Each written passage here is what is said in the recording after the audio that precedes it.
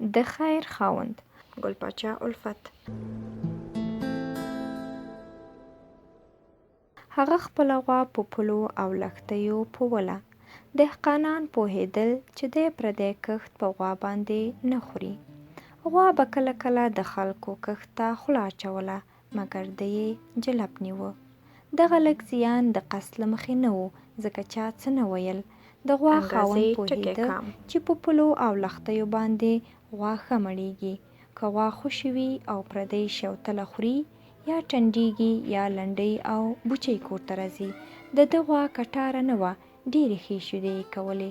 هر چا به ویل چې ډېره ښه غوا ده. د غوا شیدې او شړومبې هغه یوازې نه خوړلې، د میلمنو، مسافرو او همسایګانو برخه هم پکې وه. خلکو ویل دا سړی ډېر ښه سړی دی، دا کور د خیر او برکت کور دی. هو، څوک چې خپل نفس دغسې وساتي او جلب یې خوشې نه کړي، هغه د خیر او برکت خاوند دی. د هغه ضرر چاته نه رسیږي، خیر یې رسیږي. د هغه غوا هم وږې نه پاتې کیږي او شیدې یې ډېرې وي.